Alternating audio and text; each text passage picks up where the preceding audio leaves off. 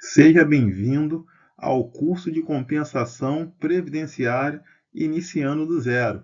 Neste curso, nós trataremos sobre o sistema de compensação previdenciária. Antes de entrarmos em mais detalhes, eu gostaria de me apresentar. O meu nome é Jorge Luiz, trabalho na gestão da compensação previdenciária há 9 anos e um ente de grande porte. Sou formado em Direito e com especialização em Direito Previdenciário. E o objetivo desse curso é capacitar tanto o analista no dia a dia, quanto o gestor para prestar informações tanto para a diretoria, para o prefeito, para o governador do seu ente.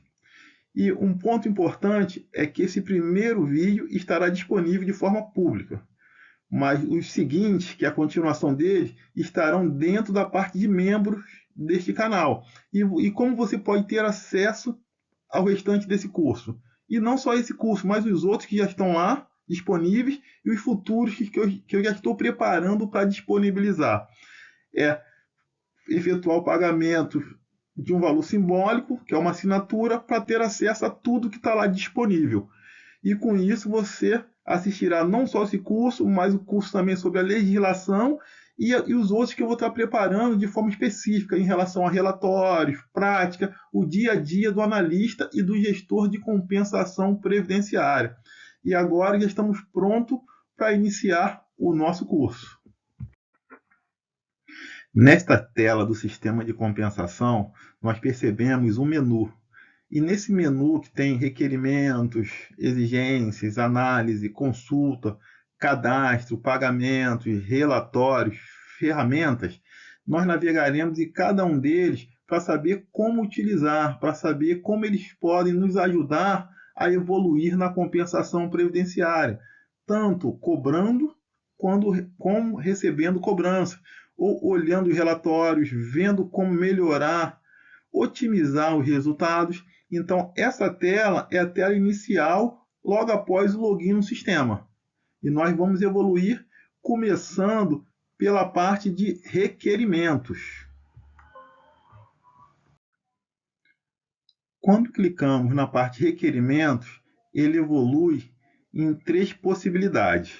A primeira é aposentadoria, a segunda pensão e a terceira complementação.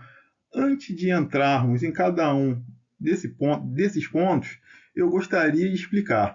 A aposentadoria, quando você clicar requerimentos aposentadoria, ele vai te dar a opção de preparar um requerimento de cobrança, de cobrar ou uma prefeitura, ou um outro estado, ou cobrar o INSS, e você vai formular ali dentro, preenchendo todos os dados, incluindo os documentos necessários, e enviar para o sistema. Já na parte de pensão, é o mesmo raciocínio. Você estará ali preenchendo as informações da pensão e irá enviar para o sistema. Mas é importante, essa parte de preencher a aposentadoria, a pensão, é após uma análise inicial. Depois que você analisou o processo de aposentadoria, percebeu que ele realmente é passível de compensação, pois tem a averbação ou de outro RPPS, ou então do INSS, e ali você percebe que vai realmente ser necessário efetuar essa compensação previdenciária. E no caso da pensão, já existia uma aposentadoria sendo compensada, faleceu o instituidor da aposentadoria e vai dar continuidade no requerimento da pensão. E a complementação? A complementação é uma ferramenta aonde você vai complementar o requerimento para deixar ele em condições dentro dos moldes atuais, para ter uma possibilidade de entrar no fluxo de análise automática. Vamos agora para o próximo slide. Agora, vamos falar sobre os requerimentos de aposentadoria. Antes de entrarmos no formulário que nós vamos preencher, é importante ficar claro. É necessário uma análise prévia e verificar aonde você pode verificar se tem tempo para ser cobrado. No mapa de tempo de serviço, mapa de tempo de contribuição, em alguns lugares do Brasil chama de certidão de tempo de contribuição, mas é onde contém o histórico laboral, o histórico de trabalho daquele servidor que se aposentou. E lá vai ter quando ele começou o ingresso dele, a saída dele, o tempo que ele trouxe de fora, o tempo que ele trouxe do regime de origem para o regime instituidor. Regime de origem, regime instituidor é um termo que nós utilizamos muito na compensação previdenciária. Regime instituidor é aquele que efetua o pagamento do benefício, custeia o benefício, e regime de origem é da onde vem o tempo a ser averbado, e é quem vai ser o destinatário das cobranças. Então, fique atento. Após analisar toda a documentação, percebeu um tempo averbado ou tempo de transformação de emprego em cargo, e realmente é um processo para compensação previdenciária. Aí nós iremos para o formulário, que é o próximo passo que nós iremos comentar. Agora vamos tratar da tela de preenchimento da cobrança da compensação de aposentadoria. Eu separei em níveis esse formulário. O primeiro nível que eu trouxe é os dados pessoais. Por que os dados pessoais? Porque no passado você preenchia tudo. Hoje ficou de uma forma mais prática. Você vai estar preenchendo o CPF e clicando em pesquisar. E o sistema ele vai pesquisar dentro da base de dados do CNIS, da Receita Federal, e vai trazer as informações que eles já encontraram, que o sistema já tem acesso e vai preencher de forma automática. Mas um ponto importante é o quê? Que nem sempre essas informações estão corretas. Agora, muitas das vezes, a data de nascimento, o sexo, o NIT estão equivocados, ou o nome da mãe está equivocado, ou às vezes até mesmo o CPF, quando você preenche, ele puxa o nome de outra pessoa. E quando você se depara com isso, o que fazer? Quando for caso de NIT, data de nascimento, você consegue até alterar. O sexo, às vezes, também permite, mas nome da mãe e algumas vezes também a parte do sexo, você não consegue alterar. E quando você fica travado nesse requerimento, qual é a orientação? É orientar o segurado ou seus dependentes, se caso ele tenha falecido, a atualizar o cadastro no CNIS ou na Receita Federal, para aí sim, quando você jogar o CPF aqui novamente e pesquisar, ele carregar os dados corretos. E é claro, e aqui no final, preencher a matrícula do regime instituidor, o preenchimento da matrícula. Esses dados são os dados pessoais daquele servidor que aposentou. Agora vamos tratar do segundo nível desse formulário, que trata sobre destinação, deixa eu marcar aqui para você, destinação e dados de benefício.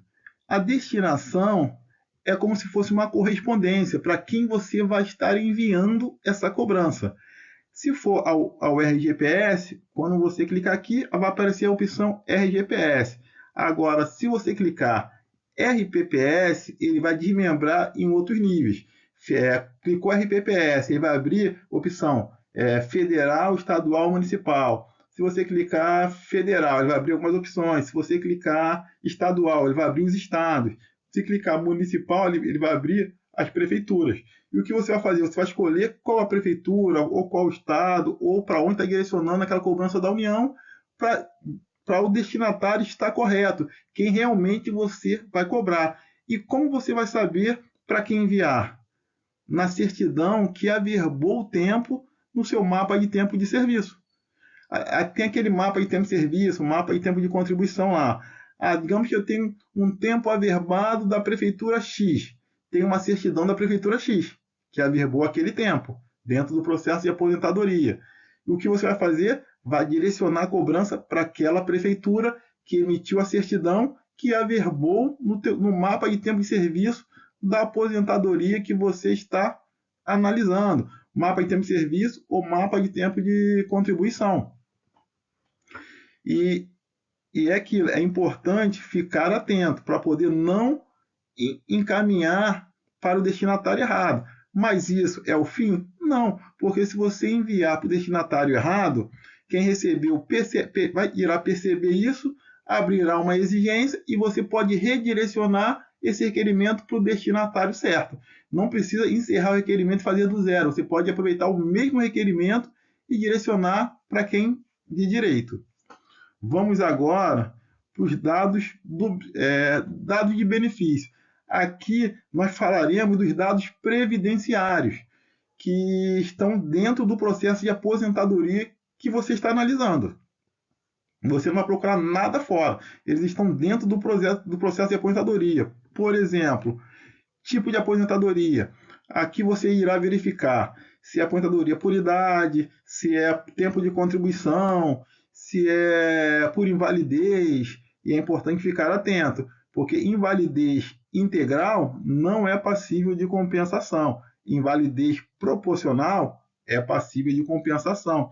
É importante você ficar atento, que pode vir a opção aposentadoria compulsória, e você tem que enquadrar corretamente a espécie de aposentadoria. E dentro também do processo vai estar a data de início do benefício, que nós chamamos de DIB. Você vai preencher a data do início do benefício, que também consta no processo de aposentadoria, e data de início do pagamento. Esse campo, início de pagamento, como você pode perceber, não tem esse asterisco vermelho do lado, porque não é um campo obrigatório. Então, você preencheu data de início de benefício, pode preencher a data de início de pagamento, ou pode deixá-lo em branco. Em alguns casos, a data de início do benefício é igual à data de início de pagamento, então não precisa preencher ela. Agora, se essa data for diferente, eu aconselho a preencher a data de início de benefício X e a data de início de pagamento Y, porque isso vai influenciar na compensação, no marco inicial da compensação previdenciária. E se por acaso esse servidor aposentado já faleceu, você vai preencher a data de cessação. Aí vocês podem, nesse momento, perguntar, mas se já faleceu, posso cobrar ainda? Sim, porque se ele, digamos que ele se aposentou 3 anos após a aposentadoria, faleceu, e 5 anos após, você inicia a cobrança da compensação previdenciária dele. Você tem direito a 5 anos para trás, sendo que 2 anos ele já faleceu, os 3 anos seguintes, que é da data da aposentadoria até o falecimento, você tem direito à compensação previdenciária. E se for um marco que entra dentro do estoque também, que a parte de estoque, a parte de fluxo, eu tratei em um outro curso, de forma mais detalhada. Aqui eu vou dar um apanhado geral.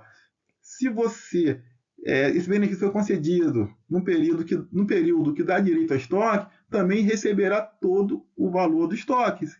Mas é claro, respeitando o prazo prescricional. A prescrição da compensação previdenciária é quinquenal, 5 anos. Então, se ultrapassar 5 anos, a cada mês que passa, você perde o mês mais distante. Esse é um ponto relevante a se abordar, porque muitos pensam que se já faleceu, você não pode mais cobrar. Você pode cobrar sim, porque a compensação previdenciária são prestações mensais, você não recebe de uma única vez. Vamos continuar. Agora aqui em tempo de contribuição total de dias. O que você irá preencher aqui? O tempo total constante no mapa de tempo de contribuição, ou no caso dos processos antigos, mapa de tempo de serviço, ou em algumas prefeituras que pelo Brasil tratam como certidão de tempo de contribuição. É o total de tempo utilizado para aposentadoria. O que considera aí? Tanto o período trabalhado no regime instituidor, quanto o tempo averbado. Não importa de quantos RPPS vieram, ou do RGPS também, não importa, mas o total será preenchido ali. Tantos 1000 dias devem ser preenchidos aqui. E aqui depois o tempo de contribuição no regime de origem. Aqui já é um ponto mais específico. Você vai preencher o tempo averbado que você está cobrando. Mas fica atento. Digamos que nesse exemplo, essa aposentadoria tem averbações de 2 prefeituras. Aqui, se você está cobrando a prefeitura 1, você só vai colocar o tempo do regime de origem da prefeitura 1. Se você está cobrando a prefeitura 2, só o tempo da prefeitura 2. Mas o tempo total para os 2 requerimentos serão iguais. mas o tempo do regime de origem é só o referente a cada período averbado com destinatário diferente. O porquê? Porque somando essas duas cobranças, comporá todo o tempo averbado. E por que isso é importante? Porque essa proporção do tempo total para o tempo averbado vai gerar um percentual, e esse percentual será multiplicado pelo valor da fixação ou da média, se no caso do INSS, e dará a prestação mensal a ser paga pelo aquele regime de origem. Então fique atento para esse preenchimento de forma correta. Voltando aqui, tempo total é todo o tempo que está constando para a aposentadoria, todo o tempo considerado. Tempo de contribuição no regime de origem é o tempo averbado referente àquele regime de origem que você está cobrando. E relembrando, o que é o regime de origem? É da onde vem o tempo que foi averbado. Ele trabalhou na prefeitura X, mas não se aposentou lá, se aposentou na prefeitura Y. Então, a prefeitura Y é o regime instituidor e ele vai cobrar a prefeitura X. Perfeito? E aqui, renda mensal inicial. Nessa parte de renda mensal inicial, você vai preencher a fixação de provento. A fixação de proventos. Que o INSS lá coloca como RMI, renda mensal inicial. Mas nos RPPS aparece muito como fixação de proventos. E você vai preencher exatamente como está nesse documento. E aqui, data de ingresso no regime de origem. Você vai colocar na certidão que trouxe e averbou aquele período do regime de origem, que é da onde veio o tempo, vai estar lá o início. E essa data de início é a data de ingresso no regime de origem. E a data de desvinculação é a data de saída do regime de origem. Essa data de desvinculação, lá na portaria 998, se eu não me engano, de 2022, ela traz várias questões, porque às vezes a data de desvinculação, digamos que cobrou até o dia 1º, você vai botar a desvinculação no dia 2, mas o dia 2 pode ser já o ingresso no regime instituidor e dar conflitos. Aí lá dentro da portaria 998 de 22, você vai encontrar lá 3 artigos trazendo para você como proceder em caso de conflito de data de desvinculação. Mas, em regra, você bota o dia seguinte ao último contabilizado na contagem. Porque se você botar o último dia, ele sai da contagem. Então, você bota o dia seguinte, você coloca o dia seguinte. Mas é aqui, ó. Tanto teve vários conflitos que tanto a portaria 998 traz sobre isso, como também a portaria 1400, que é a mais recente, trata sobre isso também. Sobre esses pontos, se eu não me engano, a portaria 1400 é de 2024, bem mais recente. Mas também trata sobre esses conflitos e como resolver. Agora vamos para o próximo ponto aqui desse preenchimento. Data da homologação do Tribunal de Contas. Logo quando começou, porque esses campos aqui que nós estamos falando, esses 3 últimos agora, eles não eram campos obrigatórios no requerimento no sistema anterior, conhecido como JABOL. Mas nesse sistema novo passou a ser obrigatório. E no sistema anterior, o marco inicial da prescrição era a data de início do benefício. E com o decreto 10.188, ele trouxe um novo marco, que é o quê? A data da publicação da homologação do Tribunal de Contas.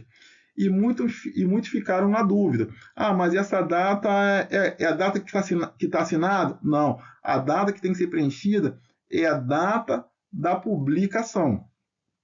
É a data da publicação no Diário Oficial em referente a essa homologação do Tribunal de Contas. Sim, tem exceção? Tem. Os requerimentos mais antigos, que tem um marco inicial, que, se eu não estou enganado, é 25 de maio de 2012.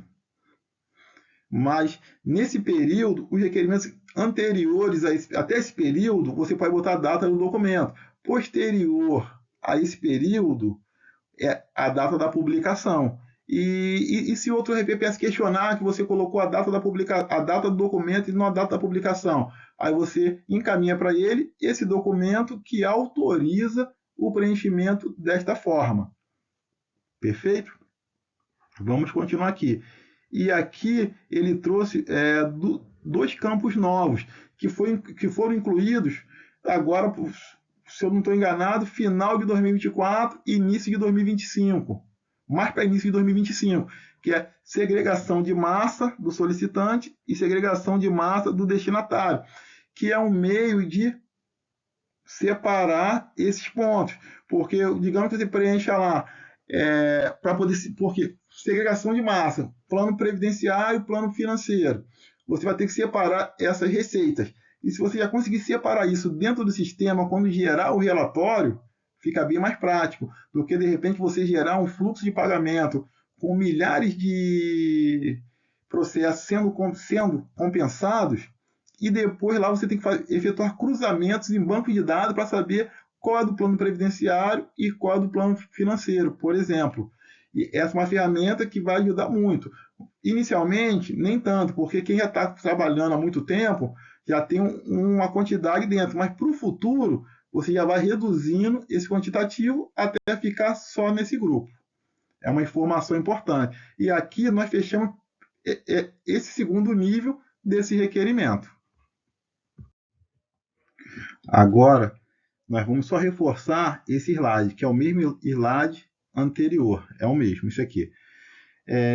Só que aqui eu coloquei a opção RGPS. Já escolhi o destinatário, o regime de origem, da onde veio o tempo. E nesse slide aqui, o que eu quero reforçar com vocês é a data da homologação do Tribunal de Contas, que no slide anterior eu falei que era 25 de maio de 2012, quando na verdade ocorreu até o dia 15 de maio de 2012.